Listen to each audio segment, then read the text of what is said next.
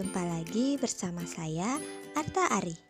Nah, pada kesempatan kali ini kita akan membahas materi kelas 7 semester 1, yaitu objek IPA dan pengamatannya. Jangan lupa untuk yang belum subscribe, diklik dulu tombol subscribe-nya untuk selalu mendukung channel ini dan agar tidak ketinggalan video-video saya selanjutnya. Nah, pertama-tama kita harus tahu dulu, sebenarnya apa sih IPA itu? IPA atau ilmu pengetahuan alam ini merupakan ilmu yang mempelajari segala sesuatu yang berada di sekitar kita, baik yang hidup maupun yang mati. Contohnya seperti apa? Contohnya untuk yang hidup seperti hewan, tumbuhan, manusia. Kalau benda mati misalnya batu, kayu, dan sebagainya. Nah, sedangkan objek IPA itu sendiri merupakan seluruh benda di alam dengan segala interaksinya. Contohnya seperti apa? Contohnya seperti interaksi antara manusia dan tumbuhan, antara hewan dan air, dan sebagainya. Dalam menemukan konsep IPA ini, kita membutuhkan observasi atau pengamatan. Nah, di pembelajaran kali ini kita mempelajari yang pertama, yaitu penyelidikan IPA. Nah, proses penyelidikan IPA ini memiliki 3 tahapan, yaitu yang pertama, pengamatan. Pengamatan ini dilakukan untuk mengumpulkan data dan informasi dengan bantuan indera manusia maupun alat. Nah, seperti contoh di bawah ini, anak ini mengumpulkan informasi menggunakan lup atau kaca pembesar. Nah, yang kedua yaitu membuat inferensi. Nah, membuat inferensi ini artinya merumuskan penjelasan berdasarkan data dan informasi yang telah dikumpulkan. Contohnya, setelah anak tadi melakukan pengamatan, dia membuat hubungan antar data-data yang telah dikumpulkan. Misalnya, tumbuhan yang diamati tadi memiliki batang, akar, dedaunan, buah, sehingga dia bisa membuat prediksi bahwa tumbuhan ini adalah pohon, bukan lagi rumput atau sebagainya. Nah, tahapan penyelidikan IPA yang ketiga adalah mengkomunikasikan. Mengkomunikasikan hasil penyelidikan ini bisa berupa lisan maupun tulisan. Dalam bentuk lisan bisa langsung mengkomunikasikan dengan teman sejawat, sedangkan dalam bentuk tulisan bisa dalam bentuk tabel, grafik, dan sebagainya. Oke, jadi adik-adik sudah bisa memahamikan tahapan dalam penyelidikan IPA. Nah, sekarang kita akan lanjutkan. IPA itu sendiri dibagi lagi dalam 4 kelompok, yaitu yang pertama adalah fisika. Fisika ini merupakan ilmu pengetahuan yang mempelajari tentang aspek mendasar alam seperti energi, cahaya, dan berbagai gejala fisik alam lainnya. Yang kedua adalah kimia. Kimia ini merupakan ilmu yang mempelajari penyusunan dan perubahan zat. Yang ketiga adalah biologi. Biologi ini merupakan ilmu yang mempelajari tentang makhluk hidup. Dan yang keempat adalah ilmu bumi dan antariksa yang mempelajari tentang bumi dan segala komponen penyusunnya, serta mempelajari benda-benda angkasa yang lainnya. Nah, selanjutnya kita akan mempelajari tentang pengukuran. Pengukuran itu sendiri adalah kegiatan mengukur suatu besaran dari objek atau benda. Sedangkan mengukur merupakan kegiatan membandingkan suatu besaran yang diukur dengan besaran sejenis yang dipakai sebagai satuan. Besaran itu apa sih? Besaran merupakan sesuatu yang dapat diukur. Sedangkan satuan merupakan sesuatu yang digunakan sebagai pembanding dalam proses pengukuran.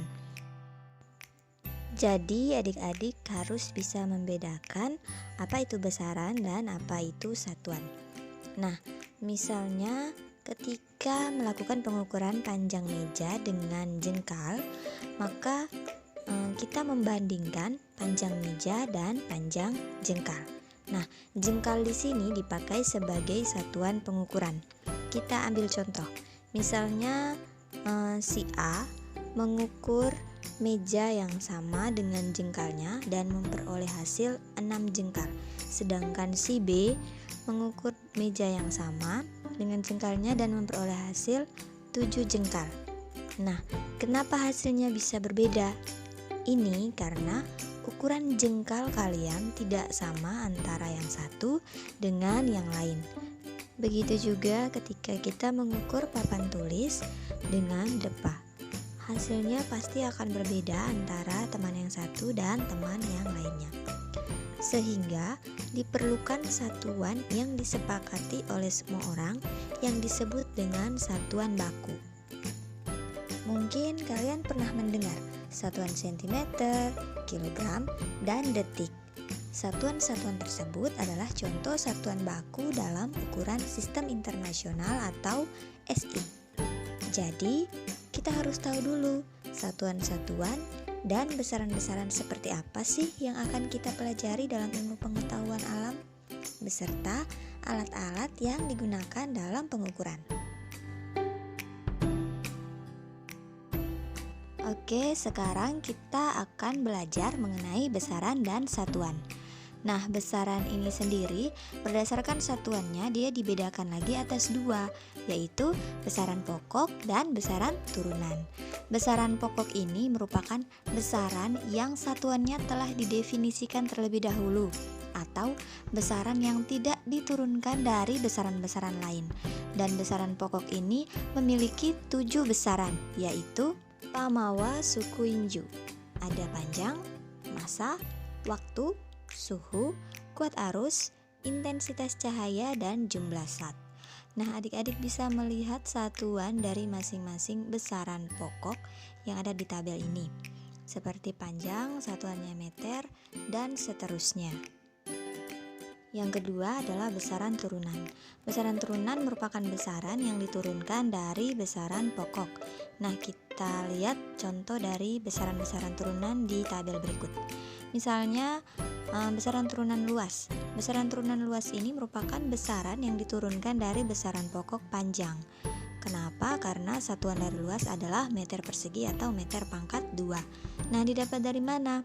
Luas itu sendiri memiliki rumus panjang kali lebar. Nah, panjang satuannya meter, lebar juga satuannya meter. Sehingga meter dikali dengan meter sama dengan meter pangkat 2 atau meter persegi. Nah, adik-adik bisa melihat contoh-contoh dari besaran turunan pada tabel di atas, beserta satuannya masing-masing. Selanjutnya kita akan mempelajari tentang satuan baku dan tidak baku. Satuan baku merupakan satuan yang telah disepakati pemakaiannya secara internasional atau disebut juga sistem internasional atau SI. Syarat dari satuan baku ini adalah berlaku secara internasional, mudah ditiru dan tidak berubah.